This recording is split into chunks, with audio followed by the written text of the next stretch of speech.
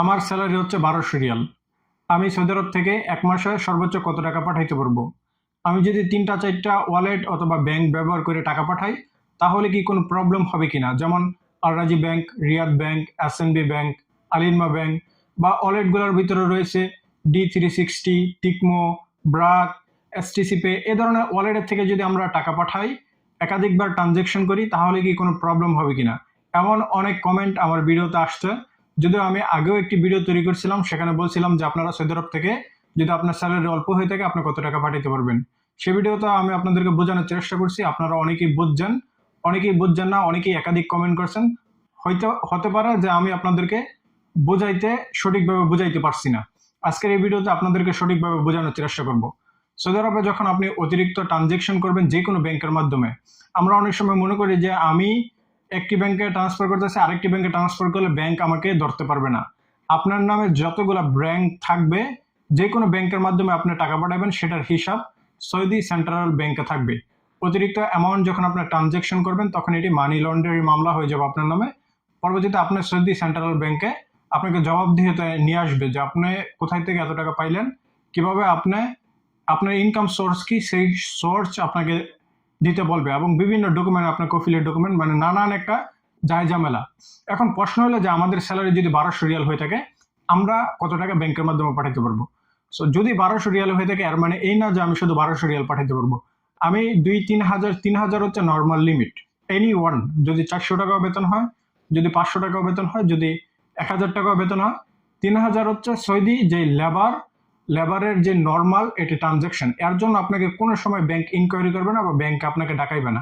আপনি প্রতি মাসে 3000 করে ট্রানজাকশন করেন। ধরেন আপনি এক মাসে 10,000 টাকা ট্রানজাকশন করে দিলেন, তাহলে কি কোনো প্রবলেম হবে কিনা? তাহলেও কোনো প্রবলেম হবে না যদি আপনি পরবর্তীতে 2 মাস ট্রানজাকশন না করেন বা টাকা দেশে না পাঠান। সৌদি আরবের ভিতরে ট্রানজাকশন করলে কোনো সমস্যা নেই, 20-25 হাজার রিয়াল, এটি নর্মাল, কোনো বড় ইস্যু না। কিন্তু যখন বাংলাদেশে আপনি ধরেন প্রতি মাসে 10,000 করে পাঠিয়ে দিবেন, তখন কিন্তু এটি আপনাকে 1 মাস দেখবে, 2 মাস দেখবে, 3 মাস দেখবে, সর্বোচ্চ 4-5 মাসের ভিতরেই আপনাকে ব্যাংকে কল করবে এবং আপনাকে ব্যাংকে ডাকাইবে। অনেক সময় ওয়ার্নিং দিবে, অনেক সময় ডাকাইবে। সো আমাকে ফার্স্ট টাইম ওয়ার্নিং দেওয়া হয়েছে যে তুমি অতিরিক্ত ট্রানজেকশন করতেছো কেন, এটা তাদের একটা ভায়োলেশন আছে যে আমরা যেহেতু লেবার অতিরিক্ত ট্রানজেকশন করতে পারবো না। তারপরে দ্বিতীয়বার আমাকে ব্যাংকে উপস্থিত হওয়া লাগছে। পরবর্তীতে আমার যেহেতু কফিল ছিল, কফিলকে সাথে নিয়ে সেটি সমাধান করছে, এবং কফিল সেই সোর্স দিছে যে আমার আমি টাকা দিছি, আমার অ্যাডভান্স স্যালারি দিয়ে দিছি ওকে। সো এভাবে একটা আমরা সেটেলমেন্ট, যদি কফিল থাকে সেটি সমাধান করা যায়। কিন্তু অনেকেই দেখা যাইতেছে কোম্পানিতে জব করে বা কফিলের কোনো চিহ্ন নাই, বা কফিল আপনার জন্য দৌড়াদৌড়ি করবে না। সময় একদিনে কিন্তু হয় না। এই ব্যাংকের গ্যাঞ্জাম অনেক বড় গ্যাঞ্জাম, আপনাকে 3-4 দিন দৌড়াদৌড়ি করা লাগছে। আমার কফিলে 3 দিন দৌড়াদৌড়ি করে আমার যে প্রবলেমটি সেটি সমাধান করছে।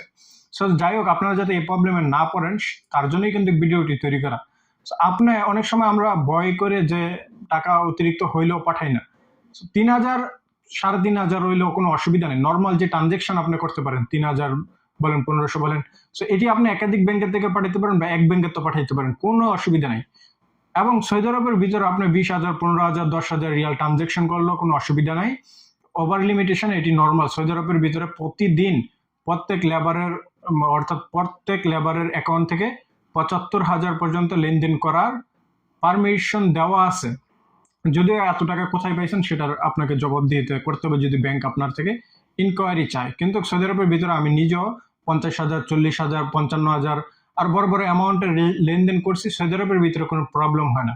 যদি বাংলাদেশের ভিতরে আপনার হচ্ছে ট্রানজাকশন করি অতিরিক্ত, তখনই যে এটি প্রবলেম দাঁড়ায়। সো আমার কিন্তু স্যালারি মাত্র কাগজ কলমে 400 রিয়াল, কারণ আমরা যেহেতু স্যালারিতে কাজ করি না, আমরা আর কফিলকে স্যালারি দেই, যেহেতু আমরা ফ্রি ভিসার লোক, তথাকথিত যেটা ফ্রি ভিসা বলতে কোনো বিষয় নাই। কিন্তু আমরা যে ভিসাতে আছি আমাদেরকে কোনো স্যালারি দেওয়া হয় না। সো আমাদেরকে একটা কম এগ্রিমেন্টের একটা স্যালারি, কিন্তু একটা পেপার থাকে, প্রত্যেকটা ওয়ার্কারেরই একটা এগ্রিমেন্ট হিসাবে স্যালারি থাকে। সো আমার স্যালারি কিন্তু মাত্র কাগজ কলমে 400 রিয়াল, কিন্তু আমি প্রতি মাসেই 4,000, 3,000, 3500 এরকম ট্রানজেকশন কিন্তু করতেছি, দেশে পাঠাইতেছি। আমার কিন্তু কোনো প্রবলেম হচ্ছে না বিগত অনেক বছর ধরেই। সো আমাকে যখন ওয়ার্নিং দিছে, আগে আমি আরো বেশি পাঠাইতাম, যখন ওয়ার্নিং দেওয়া হয়েছে এবং ব্যাংকে ইনকোয়ারি করছে, তারপর থেকে এখন কমাই দিছি। এখন আপনার 3,000, 3,500, 4,000 রিয়াল আমার ট্রানজেকশন থাকেই। এটি হচ্ছে নর্মাল। এটি নিয়ে আপনাদের চিন্তা করতে হবে না। আপনারা এভাবে লেনদেন করতে পারেন। মনে রাখবেন, অতিরিক্ত ট্রানজ্যাকশন করলে শুধুমাত্র আপনার টাকাটি হোল্ড করবে না, আপনাকে এটির আইনের আওতায় নিয়ে আসা হবে। পরবর্তীতে আপনার নামে একটা মামলা হবে। আমি কয়েকজনকে চিনি যারা এই অতিরিক্ত ট্রানজ্যাকশন করার কারণে একটা দৌড়াদৌড়ি করে অনেক ঝামেলা পোহাইতে হয়েছে। কফিল থাকলে সেটি সমাধান হয়ে যায়। আবারও বলে দিই, যদি কফিল না থাকে আপনারা অতিরিক্ত ট্রানজ্যাকশন করতে চাইবেন না।